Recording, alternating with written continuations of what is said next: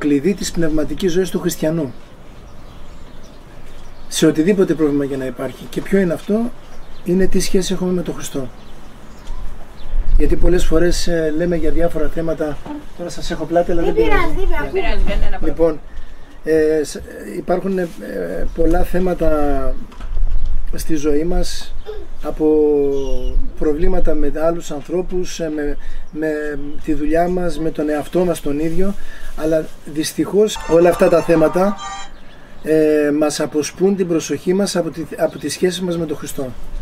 Πολλές φορές μας λέγανε οι γεροντάδες τότε, ας πούμε, οι πιο αρχαίοι που μας συμβούλευαν και μας βοηθούσαν πνευματικά, δεν πειράζει αυτό γιατί θα το ξαναπάρει πάλι, και μας συμβούλευαν πνευματικά ότι προσέξτε, οτιδήποτε γίνεται στην πνευματική σας ζωή είναι για να ξεχνάτε την ευχή, να μην λέτε το Κύριε σου Χριστέ ελέησόν με. Να ξεχνάς την προσευχή και να σε παίρνει μπάλα, γιατί άμα αρχίσει ένας λογισμός σε παίρνει αμπάριζα και σε πηγαίνει από εδώ και από εκεί. Και μετά κάποια στιγμή θυμάσαι την προσευχή και να ξαναμπείς πάλι. Δηλαδή όλα γίνονται για να ξεφύγουμε από την προσευχή, που η προσευχή τι είναι στην ουσία? Εδώ είναι που έχουμε τη μεγάλη παρεξήγηση. Η προσευχή δεν είναι απλώς να συνομιλάς με το Θεό, να του λες του Θεού, του Χριστού μας, τα προβλήματά σου, όλα αυτά. Είναι εμπιστοσύνη, είναι το νόημα που σου δίνει στη ζωή σου, γιατί η προσευχή δίνει νόημα στη ζωή μας. Χωρίς προσευχή, αν δεν προσεύχεται ο άνθρωπος, είναι κενή η ζωή του.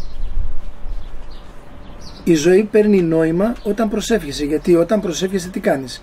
Όταν συνομιλείς με το Θεό, το οποίο σημαίνει ότι όχι μόνο του λες τα αιτήματά σου ή την ευχαριστία σου ή τον δοξολογείς, αλλά κυρίως τον εμπιστεύεσαι. Όταν αρχίζεις και εμπιστεύεσαι το Θεό στη ζωή σου, τότε λύνονται όλα τα προβλήματά σου με μιας. Πόσες φορές αντιμετωπίζουμε προβλήματα με ένα γείτονα, ας πούμε, που σου δημιουργεί θέματα. Λοιπόν, και δεν μπορείς να βρεις λύση, γιατί προσπαθείς από μόνος σου να κάνεις κάτι. Να βρεις ότι θα κάνω αυτό, μετά θα κάνω εκείνο. Άστα στο Θεό και ο Θεός θα σου δώσει τη λύση, έτσι ώστε να τα καταφέρεις να βρεις τη διέξοδο. Ή με τη δουλειά μας, ένα διέξοδο που δεν ξέρουμε τι να κάνουμε και λέμε θα κάνω αυτό, αν κάνω εκείνο θα κάνω το άλλο. Δεν προσευχόμαστε όμως. Και πολλές φορές θα προσευχηθούμε και θα πούμε Θεέ μου, τι να κάνω εδώ πέρα, αλλά δεν το λέμε εμπιστοσύνη. Δεν αφήνουμε τον εαυτό μας, τη ζωή μας στα χέρια του Θεού. Θυμάστε με τον Απόστολο Πέτρο όταν είπε στον Χριστό διέταξε με να κατέβω κάτω να περπατήσω στη θάλασσα, και του είπε ο Χριστός έλα.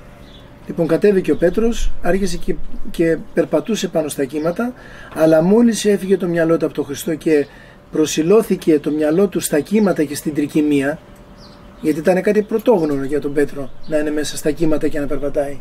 Τα κύματα όμως ήταν μεγάλα. Μόλις είδε την τρικυμία και αποσπάστηκε ο νους του από τον Χριστό που του είπα κατέβα και μπορείς και περπάτησε, άρχισε και βυθιζόταν. Έτσι παθαίνουμε κι εμείς. Μόλις αποσπαστεί το μυαλό μας από τον Χριστό και αρχίζουμε και προσέχουμε τις δυσκολίες που υπάρχουν και τα δυσθεώρητα προβλήματα που θα αντιμετωπίσουμε, τότε τι γίνεται? Τότε βυθιζόμαστε.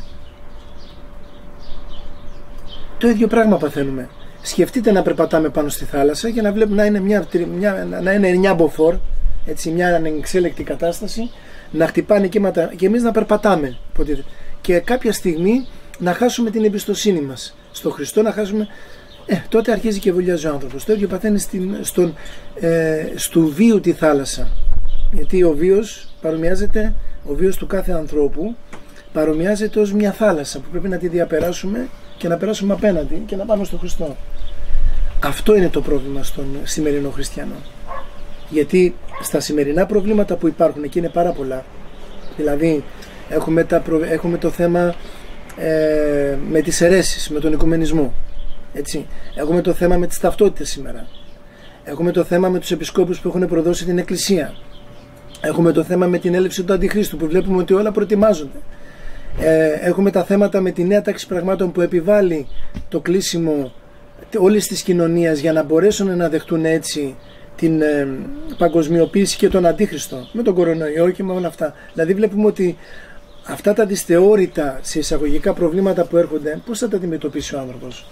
Ακόμα και να μην ήταν τόσο δυσθεώρητα τα προβλήματα,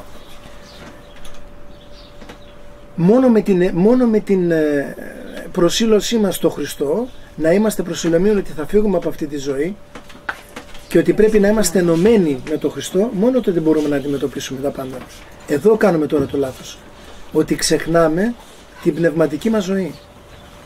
Η πνευματική μας ζωή έχει αυτό το πράγμα, ότι πρέπει να είμαστε σε συνεχή επαφή με τον Χριστό και να βάζουμε μπροστά ασπίδα τον Χριστό. Αυτός μας το είπε εξάλλου, έτσι, σε όλες τις εκφάνσεις της ζωής μας είπε να τον επικαλούμαστε και να τον βάζουμε μπροστά. Δεν είπε μη μεριμνάτε τι θα φάτε, τι θα πιείτε, τι θα ντυθείτε. Λέει ταύτα πάντα ο πατήρ ο ουράνιος φροντίζει. Ζητείτε την βασιλεία του Θεού και την δικαιοσύνη αυτού και ταύτα πάντα προσθεθήσετε εμείς. Σου έδωσε τη λύση. Λοιπόν, είπε ότι κάντε αυτά που σας λέω και την βασιλεία του Θεού θα κερδίσετε, αλλά και σε αυτή τη ζωή θα είστε ευτυχισμένοι. Οπότε βλέπουμε λοιπόν ότι πνιγόμαστε σε μια κουταλιά νερό. Κάποιος μπορεί να πει φυσικά ότι ναι, αλλά έρχονται πάρα πολύ δύσκολα πράγματα, θα πρέπει να αντιμετωπίσουμε τον ίδιο τον Αντίχριστο, θα μας κάνουν οικονομικό αποκλεισμό, πώς θα ζήσουμε. Καταρχήν δεν ξέρουμε αν θα ζούμε αύριο. Αυτό δεν το ξέρουμε. Το δύσκολο, λέγανε οι πατέρες, είναι να αντιμετωπίσεις το φοβερό κριτήριο του Χριστού. Αυτό κανένας δεν το σκέφτεται και δεν το σκεφτόμαστε. Ξέρετε γιατί αγίασαν οι Άγιοι? Γιατί είχαν στο μυαλό τους αυτό το πράγμα, ότι θα δώσουν λόγο στο φοβερό κριτήριο, και το είχαν κάθε μέρα, το σκεφτότανε. Αυτό είναι το μυστικό, αυτή είναι η κλίδα των πατέρων, η μνήμη θανάτου. Και ο Άγιος Ιωάννης ο της Κλίμακος λέει ότι η ρίζα της αναμαρτησίας είναι η μνήμη του θανάτου.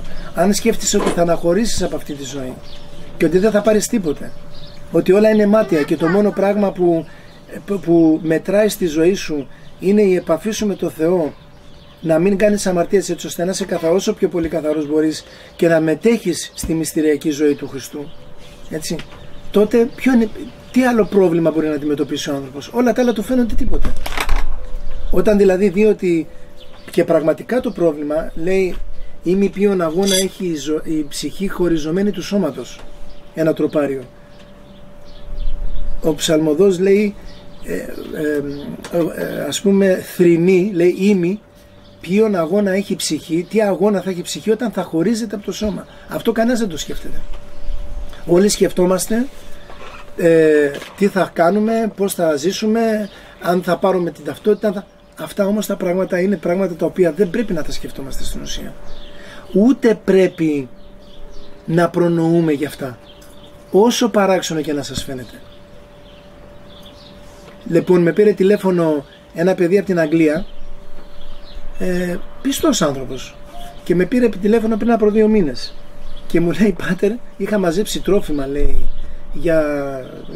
επειδή μας είχαν πει τι θα γίνει, και κάποια στιγμή, λέει, βγάλανε, λέει, όλα αυτά τα τρόφιμα που δεν ήταν να λήξουνε, βγάλανε σκουλίκια και τέτοια, σκουλικιάσανε τα πάντα, και δεν μπορώ, εδώ και 2 μήνες, λέει, παλεύω, έχω κάνει απεντομός και δεν μπορώ, λέει,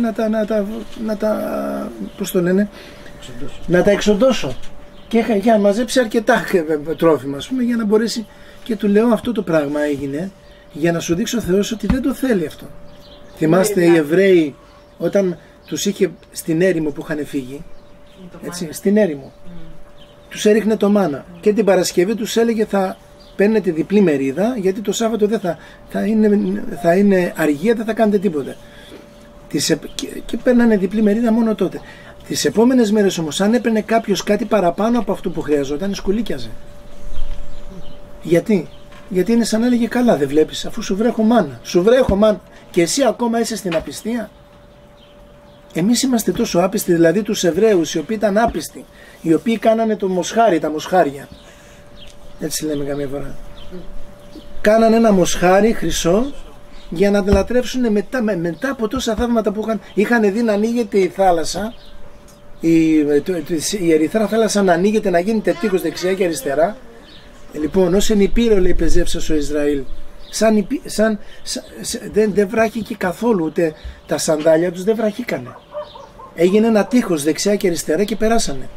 Τι μεγαλύτερο θαύμα μπορεί να δει ένας άνθρωπος? Και πάλι παρόλα αυτά, και που τους έβρεχε φαγητό και που τους έβγαζε νερό από την πέτρα, πήγαν και έκαναν ένα μοσχάρι. Γιατί είναι απιστία του ανθρώπου. Γιατί φεύγει το μυαλό και πηγαίνει στην αδυναμία. Πού πηγαίνει και τι θα κάνουμε. Μα βλέπετε, σου έκανε ένα θαύμα, σου άνοιξε τη θάλασσα, σου βρέχει τρόφιμα, σου ανοίγει από την πέτρα, σου βγάζει νερό.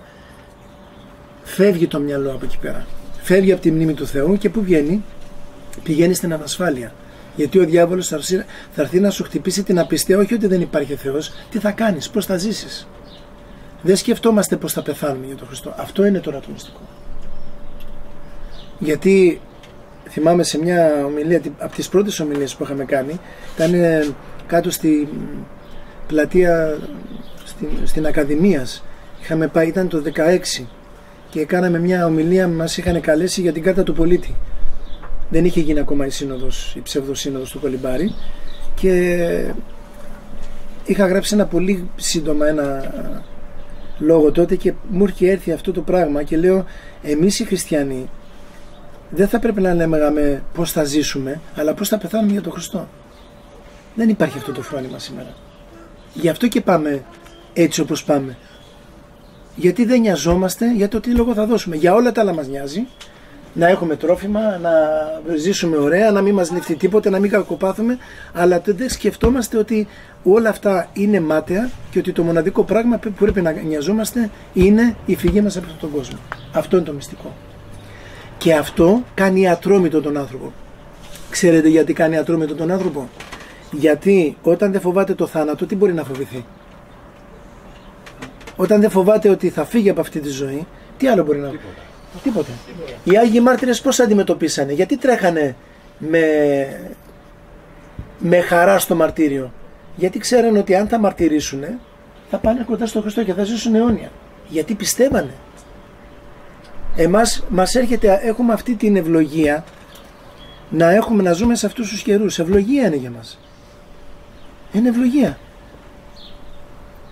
Αλλά εδώ φαίνεται και ο αληθινός χριστιανός, γιατί πραγματικά δεν το είπε. Ναι. Γιατί το είπε αυτό? Γιατί ήξερε για να μας πει ότι θα είναι πολύ ελάχιστοι αυτοί που θα κρατήσουν την πίστη όπως πρέπει.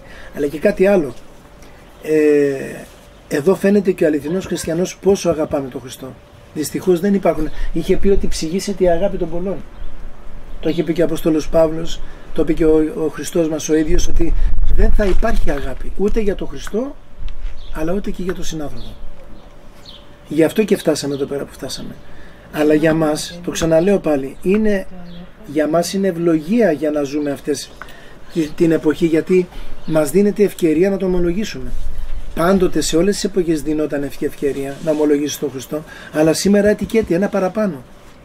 Βλέπετε ότι έχουν διαλυθεί τα πάντα και όμως οι άνθρωποι είναι φοβισμένοι, έχουν κολλήσει στη διοικούσα εκκλησία, έχουν κολλήσει με την οργάνωση της εκκλησίας και όχι με την εκκλησία. Γιατί οι άνθρωποι έχουν ξεπάρει, δεν έχουν πνευματικότητα πλέον.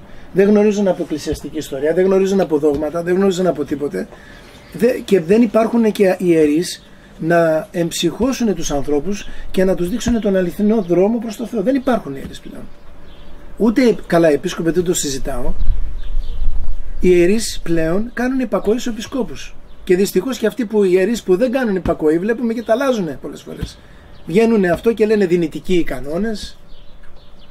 Ότι είναι δυνητικός ο κανόνας, μην είμαστε φανατικοί, λες και είμαστε φανατικοί. Δηλαδή βλέπετε ότι ακόμα και αυτοί που υποτίθεται ότι ορθοτομούν το λόγο της αληθείας, αλλάζουν πολλές φορές με πιο πρόσχημα, γιατί δεν θέλουν να χάσουν μισθούς. Και δεν θέλουν να τους διώξουν και δεν θέλουν να δώσουν κεκτημένα τους. Αλλά για τον Χριστό πλέον δεν νοιάζεται κανένας. Πώς τα βρίσκουν όμως αυτά όλα και τα λένε? Δηλαδή τώρα ο πατέρας αυτός που το λέει αυτό, ότι κάνεις ας πούμε δυνητική... Πώς το σκέφτεται αυτό να το πει για τους... Είναι η πλάνη. Πώς σκεφτότανε, προσέξτε. Δυνητικός κανόνας. Κανένας Άγιος δεν είπε ότι οι κανόνες είναι δυνητικοί. Ούτε ένας κανόνας. Όλοι οι κανόνες είναι κανόνες. Ο κανόνας είναι κανόνας. Ναι. Δεν υπάρχει δυνητικός κανόνας να πεις ότι... Από το μυαλό τους βγάζουν. Ναι, και το υποστηρίζουν, και ενώ τους αποδεικνύουμε ότι δεν υπάρχει δυνητικός κανόνας, λένε όχι, είναι δυνητικός ο κανόνας επειδή δεν έχει επιτίμιο, που υπάρχει επιτίμιο, επειδή δεν έχει επιτιμηθεί κανένας που έχουν επιτιμηθεί, δηλαδή λένε και ψέματα. Γιατί, ξέρετε γιατί? Δεν θέλουν να χαλάσουν τη ζαχαρένια τους. Σκέφτονται όμως ότι παίρνουν εμάς που δεν ξέρουμε. Δεν τους ενδιαφέρει. Δεν τους ενδιαφέρει. Θα τους πνίξει. Δεν τους ενδιαφέρει. Δεν το πιστεύουν αυτό το πράγμα. Διαβάζω τώρα με τη βοήθεια του Θεού, όσο μπορώ δηλαδή, τους λόγους περί ιεροσύνης του Αγίου του Χρυσοστόμου. Έχει 6 λόγους περί ιεροσύνης. Και εκεί λέει πόσο μεγάλο αξίωμα είναι η ιεροσύνη. Έτσι. Και το πρώτο πράγμα που λέει, γιατί το κάνει σαν ένα διάλογο, είναι ο Ιωάννης με τον Βασίλειο, ένα φίλο του, ο Βασίλειος χειροτονήθηκε, ενώ ο Ιωάννης δεν πήγε να χειροτονηθεί για κάποιους λόγους. Και του λέγει τώρα ο Βασίλειος, λέει, εμένα με πρόδωσες, λέει, είμαστε φίλοι και με πρόδωσες, δεν ήρθες να χειροτονηθείς μαζί μου. Και το εξηγεί τώρα ο Ιωάννης για ποιο λόγο δεν πήγε να χειροτονηθεί. Και λέει, είναι τόσο μεγάλο, λέει, το αξίωμα της ιεροσύνης, γιατί είναι ποιμένας. Θα δώσει λόγο για όλα τα πρόβατα ο ποιμένας, αλλά λέει γνώρισμα του ποιμένος ποιο είναι? Είναι η αγάπη για τον Χριστό. Τι είπε στον Πέτρο? Πέτρο, φιλείς με, λέει? Ναι. Πείμενε τα αρνία μου. Πείμενε τα πρόβατά μου, πείμενε τα αρνία μου. Το χαρακτηριστικό γνώρισμα για να είναι κάποιος ποιμένας είναι να αγαπάει τον Χριστό. Το πρώτο. Να τον αγαπάς πώς όμως? Δηλαδή και εγώ μπορώ να πω σε αγαπάω Θεέ μου. Ναι. Και απ' την άλλη να τον βρίζω με τη ζωή μου. Η αγάπη του Χριστού προϋποθέτει θυσία. Και η αγάπη του Χριστού προϋποθέτει ότι θα θυσιαστείς όχι για τον Χριστό. Ο Χριστός δεν χρειάζεται θυσία. Για ποιον? Για τα πρόβατά του. Γιατί του λέει πείμενε. Όταν ποιμένεις, ο ποιμένας τι κάνει? Προσέχει τα πρόβατα. Τα προσέχει τα πρόβατα πότε? Όταν είναι στην άπλα και τρώνε και αυτά, τότε τα προσέχει? Όχι. Εν καιρό κινδύνου τα προσέχει. Ναι. Δεν είναι όταν είμαστε όλα καλά και πίνουμε και τρώμε, τρώτε και πίνετε άρχοντες και είμαστε καλά. Όταν θα έρθει ο κίνδυνος, τότε θα μπει μπροστά. Έτσι δεν είναι? Και πότε έρχεται ο κίνδυνος? Όταν μπουν οι αντίχριστοι στις αιρέσεις, σε όλα τα... και πρέπει να βγει ο επίσκοπος και να πει όχι, εδώ είναι η πίμνη του Χριστού, δεν μπαίνει τίποτα μέσα. Σήμερα τι βλέπουμε? Μπάτε σκύλα, λέστε, έχουν ανοίξει τις πόρτες οι ποιμένες και λένε μπέστε μέσα και κατασπαράξτε τα πίμνια. Και τι λένε οι πιστοί? Εμείς θα κάνουμε υπακοή στους επισκόπους μας, δεν θα βγούμε έξω από την εκκλησία, θα μείνουμε με τους επισκόπους μας και ας μας φάνε οι λύκοι. Να σε φάνε οι ολύκους. Γιατί δεν υπάρχει εκκλησιολογία. Δεν ξέρω, θα σας δείξω μετά. Δεν υπάρχει εκκλησιολογία, ξέρετε γιατί? Γιατί έχουν ταυτίσει την εκκλησία με τον επίσκοπο. Αυτός είναι ο παπισμός. Είναι παπισμός, ουμανισμός, προσέξτε, παπισμός, ουμανισμός και οικουμενισμός. Έχει σχέση με την πνευματική ζωή του ανθρώπου. Γιατί είναι αυτό που λέμε, γιατί άρχισαμε αυτή την κουβέντα. Δεν είπαμε στην αρχή ότι προσπαθεί ο διάβολος να μην λες την ευχή, να μην λες το Κύριε Σου Χριστέ λέησον. Δεν τον προσπαθεί να το κάνει αυτό. Για ποιο λόγο? Για να σου βγάλει το μυαλό από τον Χριστό, έτσι ώστε να καταποντιστεί στα κύματα. Έτσι. Πώς να το περάσουμε αυτό τώρα στην κατάσταση την επισκοποκεντρική? Βγάζει τον Χριστό από το κάδρο, που είναι το κυρίως πρόσωπο. Πάμε στον παπισμό για να καταλάβετε. Ο Πάπας έβγαλε τον Χριστό από την Εκκλησία. Είπε ότι εγώ είμαι εδώ και στην άλλη ζωή είναι ο Χριστός, αλλά και εγώ είμαι πάλι στην άλλη ζωή, στην ουσία. Ξέρετε γιατί? Γιατί όταν η δεύτερη Βατικάνιο Σύνοδο, που συμπληρώνει την πρώτη, λέει ότι ο Πάπας μπορεί να διορθώσει τα λόγια του Χριστού, μπορεί να διορθώσει το Ευαγγέλιο, μπορεί να διορθώσει το πιστεύω, μπορεί να διορθώσει τις αποστολικές διαταγές της Συνόδους. Τι σημαίνει? Ότι ο Πάπας είναι ο Θεός επί της γης. Αυτό τι είναι? Ο ουμανισμός. Είναι ο ουμανισμός, ο ανθρωπισμός, ας πούμε, της Δύσεως. Και αυτός είναι ο οικουμενισμός. Ότι μπαίνεις σε μια χουάνη μέσα, βγάζεις τον Χριστό από το κάδρο και βάζεις τον Πάπα. Αυτός ο Πάπας μπορεί να είναι ο Βαρθολομαίος, μπορεί να είναι ο Ευγένιος, μπορεί να είναι ο Ιερώνυμος. Δεν έχει σημασία ότι είναι εντυμένοι Ορθόδοξοι. Στην ουσία αυτή τη στιγμή τι λένε? Ακολουθήστε εμάς, εμάς θα ακολουθήσετε. Όχι το Ευαγγέλιο σου λένε. Εμένα θα ακολουθήσεις. Και αν κάνεις υπακοή σε μένα, ακόμα και λάθος να τα λέω, θα σωθώ. Μπα. Δηλαδή, αν λες άλλα πράγματα το Ευαγγέλιο, θα σωθώ επειδή ακολουθάω εσένα. Ναι. Πότε το κάνανε αυτό οι χριστιανοί? Πέστε μου μια περίοδο εκτός τον περασμένο αιώνα, τον 20ο αιώνα, τον απατεώνα. Είναι ο πιο απατεώνας αιώνας, ο 20ος αιώνας. Πέστε μου έναν αιώνα που το κάνουν αυτό οι χριστιανοί. Ξέρετε γιατί δεν το κάνουν όμως? Δύο πραγματάκια. Πρώτον, είχαν επιμένες που τους λέγανε τι να κάνουνε, και δεύτερον, είχαν δυνατή πνευματική ζωή.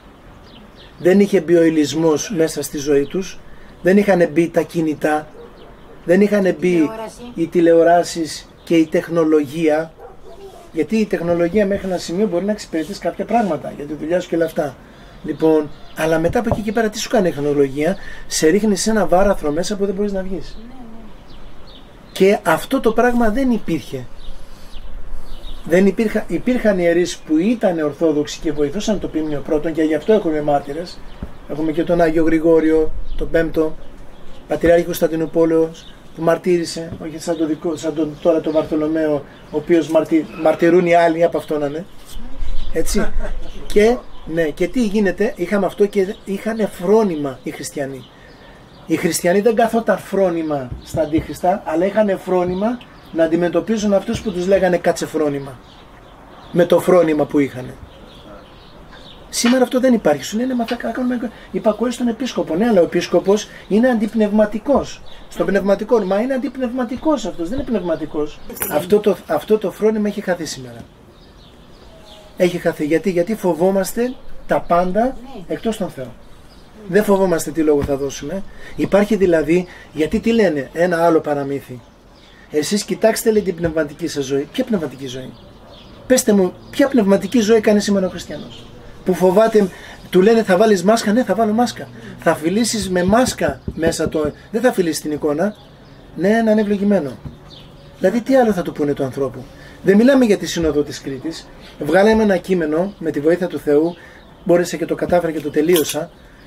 Αποτυχήσεως, η διακοπής μνημοσύνου, δήλωση διακοπής μνημοσύνου. Και το έχουμε αναρτήσει στους Αγιορείτες Πατέρες, σε ένα site που έχουμε επίσημο των Αγιορειτών Πατέρων, που βγάζουμε τα κείμενα. Άμα μπουν μέσα στα κείμενα και έγραφα, το έχει εκεί πέρα. Μπείτε μέσα να δείτε τι γράφει, το τι έγινε. Ναι, το τι έγινε. Αγιορείτες Πατέρες. Το τι έγινε στη Σύνοδο της Κρήτης. Το τι εγκρίθηκε και το ψηφίστηκε. Και θα πάθετε πλάκα. Να δείτε τι ακολουθούν οι επίσκοποι και τι ψηφίσανε. Όχι για τις μάσκες. Όχι για αυτά τα εμβόλια τα οποία είναι θανατηφόρα και είναι αντίχριστα, ας πούμε. Να δείτε τι ψηφίσανε και πώς προδώσανε την πίστη μας. Ποια πνευματική ζωή μας λένε? Ποιος βγαίνει σήμερα να πει? Και η πνευματική ζωή τελικά είναι αποχωρισμένη από την ομολογία. Μα ξέρουμε ότι η πνευματική ζωή του χριστιανού βασίζεται πάνω στην ομολογία. Ώστις με ομολογήσει, λέει, έμπροσθεν των ανθρώπων, ομολογήσω καγώ αυτόν έμπροσθεν του πατρός μου τον ουρανής. Γιατί το ξεχωρίζουν αυτό οι άνθρωποι? Και λένε κοιτάξτε μόνο την πνευματική ζωή. Γιατί δεν συμφέρει. Γιατί αν κοιτάξουμε την ομολογία που κάνανε Άγιοι Πατέρες, και αν κοιτάξουμε αυτό, θα ξυπνήσει ο κόσμος και θα φύγει από τα δόντια του διαβόλου. Και θα αρχίσει να ομολογεί και να βγάζουμε μάρτυρες. Δεν θέλουμε να βγάλουμε μάρτυρες. Δεν θέλουμε μάρτυρες. Θέλουμε πρόβατα. Θέλουμε πυθύνια πρόβατα να πηγαίνουν στη σφαγή. Αυτό θέλουν. Και αν βγει κάποιος, δυστυχώς δεν βγαίνουν κιόλα. Δεν βγαίνουν. Και εμάς που με τη βοήθεια του Θεού πηγαίνουμε και τα λέμε αυτά τα πράγματα σε όλη την Ελλάδα και παντού και μας έχουν καλέσει παντού, μας λένε γυρολόγους. Απ' τη μία λένε ας βγείτε οι Αγιορείτες να ακούσουμε, και απ' την άλλη μόλις βγήκαμε, γιατί βγήκατε? Στα κελιά σας πίσω. Άμα πάμε στα κελιά μας πίσω, θα μας πούνε γιατί μπαίνετε στα κελιά σας, θέλουμε βοήθεια. Καταλάβατε? Δηλαδή ο άνθρωπος, ό,τι και να κάνεις, πάλι θα έχεις. Την ακούμε, αλλά εμείς εντάξει δεν το κάνουμε αυτό ούτε για τη δόξα του Θεού το κάνουμε, για τη δικιά μας. Γιατί αν ήταν για τη δόξα τη δικιά μας, θα μέναμε εκεί που ήμασταν. Είχαμε αρκετή δόξα και είχαμε πολλές δόξες.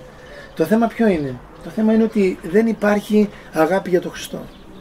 Αυτό είναι το πρόβλημα. Αν κάποιος αγαπάει τον Χριστό, θυσιάζεται, δίνει τη ζωή του. Θα μου πείτε, ο Χριστός έχει ανάγκη? Όχι, εμείς έχουμε ανάγκη να δώσουμε τη ζωή μας για τον Χριστό.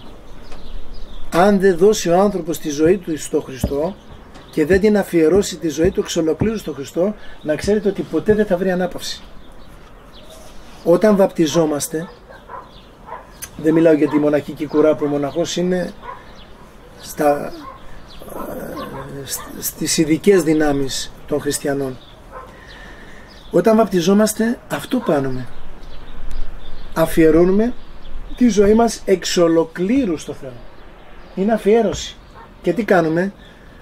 Λέει αποτάσσε το σατανά και πάση την πομπή αυτού και πάντα τα έργα αυτού και αυτούς του και τους δικούς του, ναι, και συντάσσεσαι με τον Χριστό, ναι, συντασσόμαστε. Τι είναι το σύνταγμα?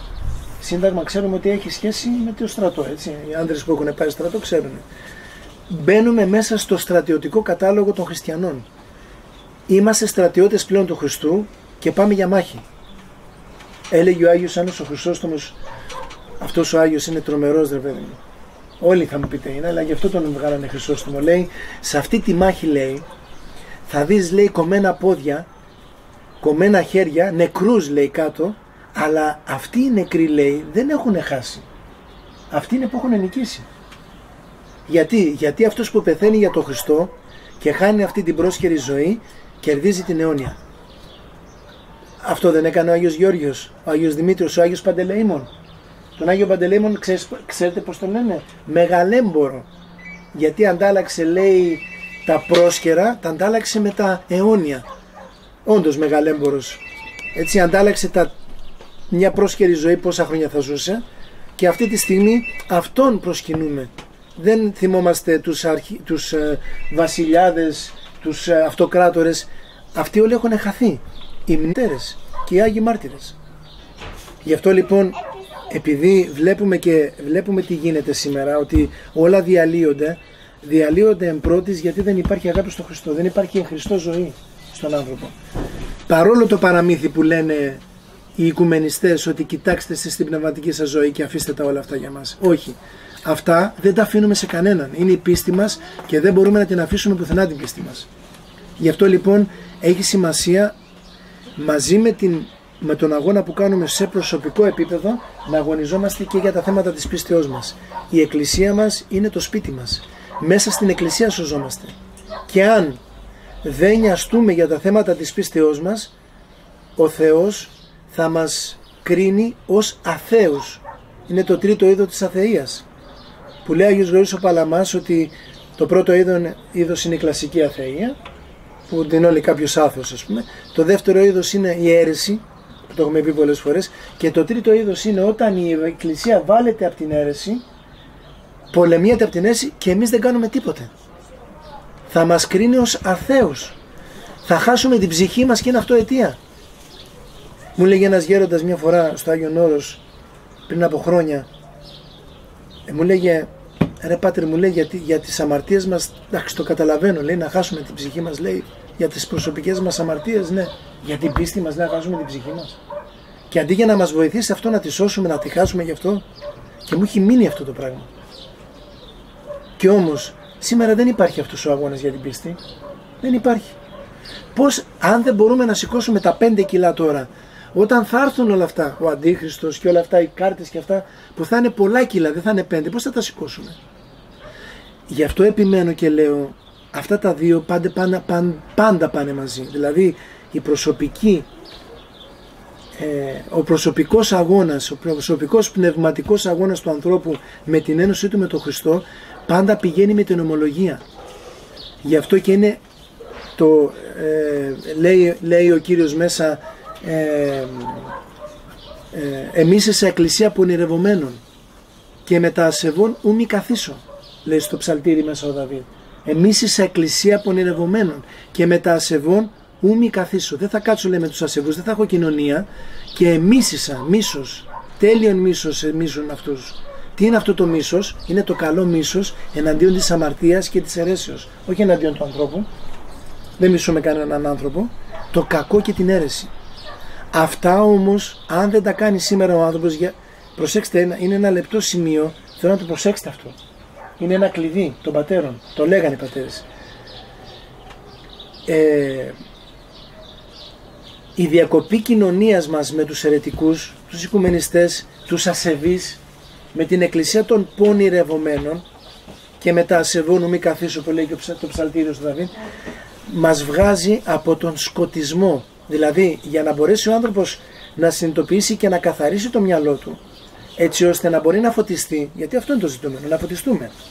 Πώς θα φωτιστείς όταν σκοτίζεσαι από την αίρεση? Και πώς μπορείς να βγεις από τον σκοτισμό της αιρέσεως? Μην έχοντας κοινωνία με αυτούς. Όταν σταματήσει πλέον ο άνθρωπος να έχει κοινωνία με αυτούς τους ανθρώπους, αρχίζει πλέον το μυαλό και φωτίζεται. Και αρχίζει και καταλαβαίνει πράγματα τα οποία δεν μπορούσε να τα συνειδητοποιήσει πριν. Εγώ έχω προσωπική εμπειρία με αυτό. Πριν κάνουμε την αποτύχηση, μας φώτισε ο Θεός και την κάναμε, γιατί ήταν κάτι πολύ δύσκολο. Πήγαμε κόντρα σε όλο το Άγιον Όρος. Το Άγιον Όρος είναι μια πνευματική κατάσταση χιλιετίας, πάνω από 15 αιώνες. Και έπρεπε να πάμε κόντρα με την διοικούσα αρχή όλου το Αγίου Όρους και με όλα τα μοναστήρια. Πήγαμε κόντρα με όλη την εκκλησία, τη διοικούσα. Δεν ήταν εύκολο, αλλά για να γίνει αυτό, εντάξει, υπήρχαν και άλλοι πατέρες, φυσικά εννοείται, αλλά για να γίνει αυτό έπρεπε να είχαμε φωτιστεί πιο πριν και ο Θεός μας έδωσε φωτιστεί. Μετά όμως που κάναμε τη διακοπή κοινωνίας με τους αιρετικούς οικουμενιστές, μετά αρχίζαμε και καταλαβαίναμε τα πράγματα που έχουμε. Και σε αυτή την πορεία με τη βοήθεια του Θεού των 6 χρόνων και που έχουμε κάνει, σήμερα είναι που καταλαβαίνουμε πάρα πολλά πράγματα και βλέπουμε πολλά πράγματα που ούτε καν τα είχαμε διανοηθεί όταν κάναμε την διακοπή κοινωνίας. Το πόσο σωτήρια πράξη είναι αυτή που κάνουμε σήμερα. Γιατί βγαίνεις από τον σκοτισμό του διαβόλου και της αιρέσεως και αρχίζει και φωτίζει το άνθρωπος τι πρέπει να κάνει. Αν δεν βγεις από εκεί πέρα, δεν πρόκειται να φωτιστείς. Δεν γίνεται. Δεν μπορείς και με τον Χριστό και με τον διάβολο. Ουδείς δύναται δυσί κυρίης δουλεύει. Κανένας δεν μπορεί να δουλεύει με τη. Και ξέρετε κάτι, το έλεγε ο Άγιος Άννης ο Χρυσόστομος αυτός, όπως και όλοι οι πατέρες, ότι αν συμπράττεις με τους εχθρούς, λέει, ο συμφιλιάζων, αυτή τη λέξη χρησιμοποιούσε, με τους εχθρούς του Χριστού, είναι και αυτός εχθρός του. Πόσες φορές μας λέει, εγώ πηγαίνω στην εκκλησία, στο ναό, αλλά λέει, εγώ πηγαίνω για τον Χριστό. Έτσι. Πήγαινε και στους παπικούς, πάλι για τον Χριστό θα πηγαίνεις. Και αυτοί οι παπικοί αυτό λένε. Και στους προτεστάντες για τον Χριστό πηγαίνουν. Δεν πηγαίνουν για τον Χριστό οι προτεστάντες. Γιατί δεν πας εκεί πέρα, αφού πας για τον Χριστό? Κλείσε τα μάτια σου και τα αυτιά σου, πήγαινε εκεί και πήγαινε για τον Χριστό. Μα δεν είναι, λέει, το ίδιο είναι. Υπάρχει μια κατηγορία των παπικών που λέγονται ουνίτες. Αυτή τι είναι? Είναι μια κατηγορία που είναι όπως οι Ορθόδοξοι κατά πάντα. Δίνονται όπως οι Ορθόδοξοι, κάνουν τα μυστήρια όπως οι Ορθόδοξοι, με το Άγιο Δισκοπότηρο, τις ακολουθίες όρθρο, Πάσχα, τα πάντα κάνουν τα πάντα. Ένα πράγμα αλλάζει. Ποιο? Η μνημόνευση. Όταν λένε μνήστητη κύριε του Αρχιεπισκόπου ημών, λένε του Πάπα. Μόνο αυτό αλλάζει. Όλα τα άλλα είναι ίδια. Μηνέα, παρακλητική, τριώδιο, Πάσχα, τα πάντα. Όπως δίνονται, γένια, μήτρες, μπαστούνια, πετραχίλια, τα πάντα. Αλλάζει μόνο αυτό. Πήγαινε και εκεί. Για τον Χριστό θα πηγαίνεις. Τι τον Βαρθολομαίο, τι τον Πάπα, τι τον Μάπα που λέει ο άλλος. Δεν έχει καμία σημασία. Έχει πολύ μεγάλη σημασία. Αυτή είναι η αίρεση του παπισμού. Αυτή είναι μια αίρεση που δημιουργήθηκε τέλη του 16ου αιώνα προς την Πολωνία και αυτά. Τότε τη δημιούργησε ο Πάπας με την αλλαγή του μερολογίου για να μπορέσουν έτσι να κάνουν την ένωση. Τον κόσμο είναι πάρα πολύ. Είναι πολύ εύκολο, αλλά τι έγινε τότε? Αυτό έγινε για να μπορέσουν να ας το πούμε κατά κάποιο τρόπο να γίνει η ένωση από τη βάση. Δηλαδή, να μπερδεύεται ο κόσμος. Να μπερδεύεται ο κόσμος. Ότι πηγαίνει σε Ορθόδοξο ναό. Γι' αυτό και ουσιαστικά πηγαίνει στους παπικούς. Ναι, και γι' αυτό το λόγο βγάλανε και την. Κοροϊδεύουν. Γι' αυτό το λόγο βγάλανε και την εγκύκλιο του 1920 αργότερα, που είπαν ότι θα πρέπει να κάνουμε την ένωση και ότι όλοι είναι από αυτά. Και ξεκινάμε ένα από τα πρώτα βήματα που κάνανε ήταν η αλλαγή του μερολογίου για να μπορούμε να συνεορτάζουμε το Πάσχα. Βλέπε 2025 δηλώσεις στον Βαρθολομαίο. Αλλά γίνονται αργά αυτά τα πράγματα γιατί δεν θέλουν να υπάρχουν αντιδράσεις. Δεν υπάρχει λόγος να υπάρχουν αντιδράσεις. Στην Σύνοδο της Κρήτης, την Ψευδοσύνοδο στο Κολυμπάρι, θα τα δείτε αυτά μέσα, τα έχουμε γραμμένα στη διακήρυξη που κάνουμε διακοπής κοινωνίας. Εγκρίθηκαν τα κείμενα του Πουσάν, του Παγκοσμίου Συμβουλίου Εκκλησιών, του Τορόντο και κάποια άλλα κείμενα του Παγκοσμίου Συμβουλίου Εκκλησιών που λένε μέσα ξεκάθαρα ότι όλες οι εκκλησίες εισαγωγικά έχουν την αλήθεια του Χριστού. Και δεν μπορεί κανένας να πει ότι εγώ, και εγώ, όχι, την εκκλησία την έχουν όλοι.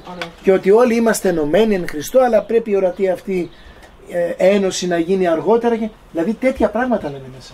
Και ότι όποιος λέει ότι έχω μόνο εγώ την αλήθεια, αυτός είναι ρατσιστής.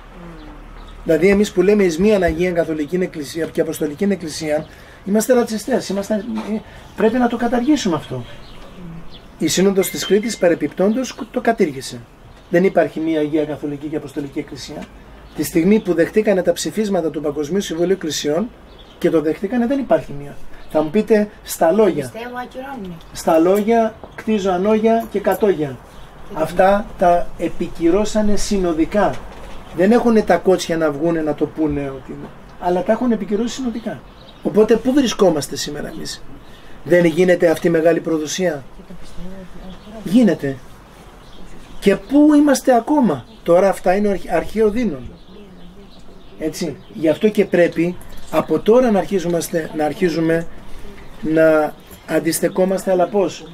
Με δυνατή πνευματική ζωή. Αυτό χρειάζεται ο χριστιανός πρώτα. Πρέπει να δυναμώσουμε με την προσευχή μας. Πρέπει να πέσουμε στην προσευχή και να ζητήσουμε από το Θεό να μας δώσει αγάπη για Αυτόν, για τον συνάνθρωπό μας, και να μας δώσει και ομολογιακό πνεύμα. Να καταλάβουμε ότι είμαστε στα έσχατα, να έχουμε χαρά γι' αυτό, να προετοιμαζόμαστε για το θάνατό μας και να μην βγάζουμε από το μυαλό μας το Χριστό. Γι' αυτό βγάλανε και οι παπάδες ότι το πολύ το κυρελαίσιο λέει, το βαριέται και ο παπάς. Μέχρι εκεί έχουν φτάσει. Όχι, δεν το βαριέται ο παπάς στο πολύ το κυρελαίσιο. Πάνε και διδάσκουν τους Αφρικάνους, ας πούμε, για την Ορθόδοξη Εκκλησία, τι τους λένε? Τους λένε αυτά που τους λένε, αλλά δεν τους λένε αυτά που γίνονται. Γιατί και αυτοί που πάνε και κάνουν τις αραποστολές δυστυχώς είναι μέσα στον οικουμενισμό. Τι να τους διδάξουν? Εδώ χαρακτηριστικό γνώρισμα των πνευματικών είναι ότι ποτέ δεν συνιστούν πολύ σπάνια. Δηλαδή να διαβάζουμε πατέρες, να διαβάζουμε Αγία Γραφή. Δηλαδή πας εξομολογήσει, δεν δέχονται καταρχήν οι πνευματικοί πατέρες πλέον, δεν δέχονται κανένα έλεγχο. Δεν δέχονται έλεγχο. Ακόμα και αυτοί που έχουν διακόψει το μνημόσυνο, μερικοί από αυτούς δηλαδή, δεν δέχονται έλεγχο. Όταν πας να τους ελέγξεις και να τους πεις, μα πάτερ, έλεγες αυτά εχθές και σήμερα λες αυτά. Όχι, δεν θα με ελέγξεις, δεν μπορείς να με ελέγξεις. Όλοι μας έχουν γίνει πάπες. Εμείς λέμε ότι πρέπει να ελέγχεις. Άμα δεν ελέγχεις, και αυτό και είπαμε και εμείς, ότι εμείς αυτά που έχουμε πει εδώ και 6 χρόνια τα υποστηρίζουμε συνέχεια. Δεν τα αλλάζουμε. Να κάνουμε κολοτούμπες, όπως κάνουν πολλοί και βγαίνουν από την αποτήγηση ή μένουν στην αποτήγηση και κάνουν κολοτούμπες και λένε για δυνητικούς κανόνες, αρχίζουν και λένε για αναλαμπές και αυτά. Γιατί? Αυτό αναιρείς από μόνο σου. Πρέπει να τον ελέγξεις αυτό. Να του πεις, πάτερ, άλλα έλεγες εχθές και άλλα έλεγες σήμερα. Γιατί? Πες μας γιατί. Γιατί, πάτερ Σάβα, το κάνεις αυτό? Χθες μας έλεγες άλλα. Σήμερα μας μιλάς για δυνητικούς κανόνες. Πότε έγινε δυνητικός ο κανόνας? Επειδή το λέει ο Ζήσης? Μα το Ζήση τον αποδομήσατε και τον βγάλατε ότι είναι ο άνθρωπος αντιπατερικός. Παρεμπιπτόντως, για να καταλάβετε πόσο αντιπατερικός είναι ο πατήρ Θεόδωρος δυστυχώς και πόσο έχει ξοκύλει, μαζί με τον πάτερ Φώτιο το Βεζίνια που είχαν κάνει μαζί την αποτύχηση, του είπε να πάει να μνημονεύσει. Όταν άλλαξε ο Λαγκαδά και Ρεντίνης, ο πατήρ Φώτιος ο Βεζίνιας άνοικε στον Λαγκαδά και Ρεντίνης, που ήταν ο Ιωάννης, ο Τασιάς, και είχε κάνει διακοπή μνημοσύνη από αυτόν. Πριν από λίγο καιρό κοιμήθηκε αυτός ο άνθρωπος στην αίρεση μέσα και ανέλαβε κάποιος άλλος.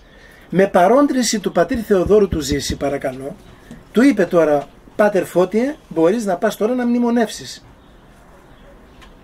Για ποιο λόγο? Άλλαξε ο καινούριος επίσκοπος και δεν δέχεται τη Σύνοδο της Κρήτης? Όχι, εντάξει, κάναμε τώρα 4-5 χρόνια διακοπή, τώρα δεν χρειάζεται παραπάνω. Και αυτόν τον Ζήση τον ακολουθούν άνθρωποι. Και ακόμα και αυτοί που το λένε ότι είναι αποτυχισμένοι, δεν είναι αποτυχισμένοι αυτοί. Αυτοί έχουν κοινωνία με τους οικουμενιστές. Και σας έχουμε εξηγήσει ότι ο δυνητισμός που κηρύχθηκε πρώτα από έναν αγιορείτη Λαβριώτη στα όρια της ερήμου που λεγόταν Γεράσιμος Μενάγιας, αυτός βγήκε πρώτα για να χτυπήσει τους Γοχ, να χτυπήσει την πρώτη αποτύχηση που είχε γίνει, προτού δημιουργηθούν ακόμα οι ομάδες και οι εκκλησίες των Γοχ. Αυτός το κήρυξε και μετά το πήρανε άλλοι και το πήρε και ποιος? Ο Επιφάνιος Θεοδωρόπουλος, και έβγαλε αυτά τα δύο άκρα ένα βιβλίο, το οποίο φυσικά αυτό το βιβλίο τα δύο άκρα αναιρέθηκε από το βιβλίο του πατρός Θεοδωρήτου του Μαύρου από το αντίδοτο. Το έκανε σκόνη αυτό το βιβλίο και έχει μέσα δεν ξέρω και εγώ πόσες αιρέσεις αυτό τα δύο άκρα. Όποιοι ακολουθούν τα δύο άκρα είναι αιρετικοί. Είναι οικουμενιστές δυστυχώς και είναι και σκληροί δυνητιστές. Ο δυνητισμός καταρρίπτει όλη την πατερική παράδοση. Είναι σαν να λέμε ότι οι πατέρες δεν χρειαζόταν να κάνουν τόσο αγώνα, που μπορείς να σωθείς και με το δυνητή και μπορείς να σωθείς και μέσα στο μνημόσυνο, για ποιο λόγο να χάνανε τη ζωή τους. Ναι, βέβαια. Είναι δηλαδή ο δυνητισμός είναι ανέρεση των Αγίων Πατέρων. Τα έχουμε εξηγήσει αυτά και τα έχουμε πει πολλές φορές. Γι' αυτό λοιπόν πρέπει να ακολουθούμε τους Αγίους Πατέρες κατά πόδας ό,τι λένε. Δεν υπάρχει κανένας Αγίος Πατέρας που είπε δυνητικός ο κανόνας. Ας μας βρουν ένα Αγίο Πατέρα, έναν μόνο. Δεν υπάρχει. Λοιπόν, γιατί γίνεται όμως αυτό? Γιατί θέλουν να είμαστε μέσα στο σκοτισμό της αιρέσεως και να μην έχουμε αγάπη για τον Χριστό. Όταν είσαι μέσα στην αίρεση και σκοτίζεσαι, δεν θα αγαπήσεις τον Χριστό. Δεν μπορείς να τον αγαπήσεις τον Χριστό. Δηλαδή η πνευματική σου ζωή είναι κάλπικη. Φτάσαμε στην εποχή που η πνευματική μας ζωή πρέπει να δοκιμαστεί. Δεν μπορούμε πλέον να το παίζουμε χριστιανοί του καναπέ. Θα περάσουμε, ναι, δεν γίνεται άλλο. Πρέπει να καταλάβουμε ότι οι χριστιανοί του καναπέ δεν υπάρχουν. Αυτό που μας λέγανε δηλαδή τόσο καιρό ότι δεν χρειάζεται αγώνα, κάτσε μωρέ, ποια κακοπάθεις. Όστις θέλει να με ακολουθήσει, λέει ο Χριστός, να σηκώσει το σταυρό του. Δεν το λέει? Ναι. Να τον καταδικάσουμε και αυτό. Να το κάνουμε και αυτό δυνητικό. Όστις θέλει, είναι δυνητικός, ναι, όποιος θέλει. Γιατί το ακούσαμε και αυτό. Μα και αυτό δυνητικό είναι. Όχι. Δεν είναι δυνητικό. Όποιος θέλει να με ακολουθήσει, λέει, είναι ελεύθερος. Αυτό είναι στην ελευθερία του ανθρώπου. Αλλά αν θέλεις να με ακολουθήσεις και να είσαι μαζί μου, αν θέλεις να με ακολουθήσεις, ναι. Δεν θέλεις, δικαίωμά σου. Ταυτεξούσιο, αυτό εννοεί. Όποιος θέλει να μας ακολουθήσει και να είναι μαζί μου, τι πρέπει να κάνει? Εδώ είναι το θέμα. Πρέπει να σηκώσει σταυρό. Όχι αν θέλεις να με ακολουθήσεις, άμα θέλεις σηκώνει το σταυρό σου. Άμα δεν θέλεις να με ακολουθήσεις χωρίς να σηκώνεις το σταυρό σου. Όχι. Θες να με ακολουθήσεις? Ναι. Θα σηκώσεις σταυρό και θα περάσεις από μαρτύριο. Θα πας Γολγοθά, θα σταυρωθείς και μετά θα αναστηθείς. Δεν έχει δυνητισμούς αυτό. Αν θέλεις θα ομολογήσεις. Όποιος με ομολογήσει θα σωθεί. Δεν με ομολογείς, δεν σώζεσαι. Δεν το λέει μέσα? Όστις με ομολογήσει έμπρος των ανθρώπων, εν εμή, καγώ ομολογήσω έμπρος των ανθρώπων, του πατρός μου τον άρεσε.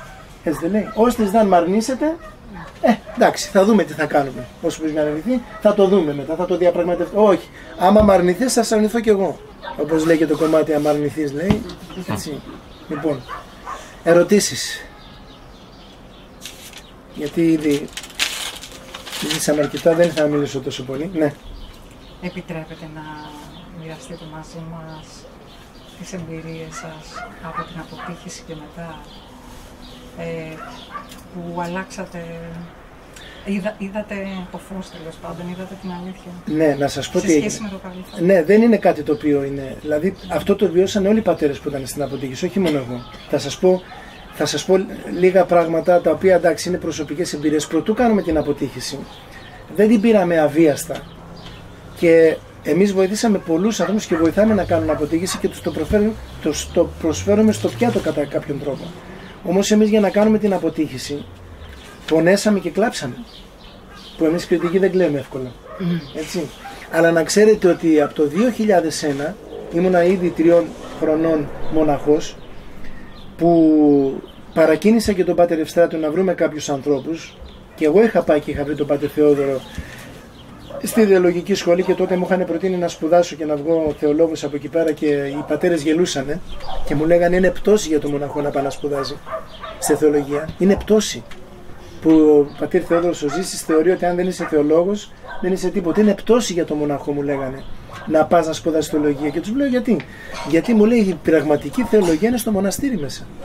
Και αυτό αποδεικνύεται από τι? Κανένας θεολόγος ακαδημαϊκός δεν έκανε διακοπή κοινωνίας. Κανένας. Ούτε ο Πατήρ Θεόδωρος. Γιατί πηγαίνει και εκκλησιάζεται σε οικουμενιστές, Πατήρ Θεόδωρος. Λοιπόν, λέει πως κανένα δεν κάνει. Κανένας δεν έκανε. Ποιοι κάνανε? Οι μοναχοί. Ποιοι τραβήξανε μπροστά στην αποτύχηση? Οι αγιορείτες τραβήξανε μπροστά. Πριν λοιπόν το 16, από το 2001 μέτρωγε αυτό το πράγμα, γιατί η αλήθεια είναι πως ο πατήρ Ευστράτιος από το 1997 που τον γνώρισα στην Κρήτη κάτω στο Μετόχι μας γαλούχησε με αυτά τα πράγματα, ότι είναι αιρετική, ότι πρέπει να γίνει διακοπή κοινωνίας και όλα αυτά, αλλά και αυτός δεν μπορούσε από μόνος του και δεν γινότανε, δεν υπήρχαν τότε οι άνθρωποι και αυτά και καταστάσεις που έπρεπε να έχει γίνει από τότε. Ο πατήρ Ευστράτιος μας το έλεγε ότι έπρεπε να έχει γίνει διακοπή κοινωνίας, γιατί οι κανόνες λένε όχι όταν γίνει σύνοδος να διακόψεις, όταν ο επίσκοπος σου κηρύσει αίρεση, τότε διακόπτεις. Γιατί? Λένε οι Άγιοι Πατέρες, οι ερμηνευτές των κανόνων, των ιερών κανόνων λένε, γιατί όταν ο επίσκοπος σου κηρύσει αίρεση, γυμνεί την κεφαλή, απροκάλυπτα είναι εκκλησίες, τι σημαίνει? Το κήρυγμά του μέσα στο ναό είναι αιρετικό. Δηλαδή διδάσκει τον λαό αιρετικά. Η επόμενη γενιά που θα έρθει θα τα βρει αιρετικά άμα δεν έχει γίνει κάτι και θα πούνε πατέρες εμείς αυτά βρήκαμε. Βρήκαμε αυτό, αυτό είναι ορθοδοξία. Όχι, δεν είναι ορθοδοξία. Αυτά εμείς διδαχτήκαμε. Αυτά δεν διδαχτήκαμε εμείς. Μην κάνουμε αποτύχηση από τον επίσκοπο και όλα αυτά. Από το 2001 λοιπόν, για να πάω στην ερώτησή σου, αρχίσαμε και το ψάχναμε και θέλαμε να γίνει διακοπή και λέγαμε να γίνει διακοπή. Το 2006 έγινε το πρώτο βήμα και κάναμε την πρώτη επιστολή, την οποία συντάχθηκε στο κελί μας μέσα στη Λαύρα, στο κελί του Πατρός Φετατίου και εγώ που μέναμε μαζί τότε. Λοιπόν, τότε που είχε γίνει η συνάντηση του Πάπα Βενεδίκτου με τον Βαρθολομαίο στο Φανάρι, στη θρονική εορτή 30 Νοεμβρίου. Τότε κάναμε την πρώτη μας επιστολή και τη βγάλαμε το Δεκέμβριο του 2006. Τότε έγινε η πρώτη αντίδραση και αρχίσανε και ανάβανε τα αίματα. Η δεύτερη αντίδραση έγινε το 2014 με την θρονική εορτή και μια επιστολή που είχα γράψει και μετά το 2016 κάναμε τη διακοπή. Αλλά μέχρι τότε εμείς το παλεύαμε, βλέπαμε, διαβάζαμε, βλέπαμε ότι είμαστε μέσα στην αίρεση και ότι συμπορευόμαστε με τους αιρετικούς. Και όσο περνούσε ο καιρός τόσο το συνειδητοποιούσαμε αυτό. Δηλαδή για μας στην ουσία το 2016 που έγινε η σύνοδος ήταν λύτρωση για μας. Ήταν δηλαδή το πάτημα για και το ξεσκέπασμα, αλλά και το πάτημα για να κόψουμε την κοινωνία. Ήταν η αφορμή, όχι η αιτία, ήταν αφορμή. Και εκεί είναι που κόψαν, φυσικά για να κάνουμε αυτό. Και πάλι εγώ προσωπικά είχα αμφιβολίες, γιατί ήμασταν μπροστά σε αυτό και εγώ προσωπικά ως προϊστάμενος μη είχαν βάλει μπροστά. Έλεγε ο πατήρ Χερουβίμ, θα το ακούει και θα γελάει, μου λέει ο πατήρ Χερουβίμ είναι στο κελί των Αρχαγγέλων κάτω από τη Λαύρα και τον διώκουνε. Δεν τον έχουν βγάλει ακόμα έξω, αλλά τον διώκουνε. Θέλω να τον βγάλουν επειδή είχε διακόψει τον μνημός. Αυτός ήταν παλαιστής. Λοιπόν, και μου λέγε εσύ αντέχεις το ξύλο. Σε βάζουμε μπροστά γιατί αντέχεις εσύ και εμείς από πίσω. Σε βάζουμε γιατί αντέχεις. Λοιπόν, δεν ήταν ότι άντεχα, ήταν η προϊσταμενία που υπήρχε και επειδή ήμουν προϊστάμενος με αγώνε. Ποιος ήξερε τον Πατρ Σάβα? Το προϊστάμενο. Ακούγανε προϊστάμενος Λαύρας, προϊστάμενος Λαύρας. Θα έλεγα τώρα, αλλά δεν μου επιτρέπεται. Λοιπόν, αλλά προτού κάνουμε αυτή την κίνηση, ειδικά 3-4 μήνες πριν από αυτό, γιατί είχαμε διαβάσει τα προσυνοδικά κείμενα που είχαν ψηφιστεί ήδη και τα ψηφιζότανε, αλλά έστω και έτσι που είχαμε αποφασίσει και ξέραμε ότι πρέπει να γίνει αυτό, εγώ πάντοτε μέχρι τότε είχα κάποιες αμφιβολίες, μήπως γιατί μας άκουγε όλος ο κόσμος, έκανε αποτύχηση τόσος κόσμος κατευθείαν, μόνο στο Ρεόκαστρο ήταν 1500 άτομα και δεν ήταν όλοι αυτοί που είχαν κάνει, και τώρα πόσοι έχουν κάνει από όλο τον κόσμο. Και πάντοτε ξυπνούσα κάθιδρος, θυμάμαι, κάθε βράδυ προτού γίνει αυτό το πράγμα και έλεγα μήπως κάνουμε κάτι λάθος, να το ξανακοιτάξουμε, να ξαναπάρω, να δούμε τους πατέρες. Δεν περάσαμε εύκολα. Δηλαδή για να γίνει αυτό το πράγμα φτύσαμε αίμα. Αλλά μετά που έγινε πραγματικά απελευθερωθήκαμε. Δηλαδή νιώσαμε ότι πλέον τότε βρισκόμασταν στο σωστό δρόμο του Χριστού. Πέρα από αγκυλώσεις διοικητικές, γιατί όταν με καθαρέσανε και πήγα και βρήκα κλεισμένα τα διακονημάτά μου και όλα αυτά, μετά που γύρισα πίσω χωρίς δίκη, χωρίς τίποτα, εγώ πραγματικά ένιωσα ότι απελευθερώθηκα από όλα. Δηλαδή δεν νιώσα ότι ξέρεις με καθαρέσανε προϊστάμενο, τώρα δεν είμαι προϊστάμενος και πού θα πάω και τι θα κάνω. Ένιωσα πως πρέπει να είναι ο μοναχός.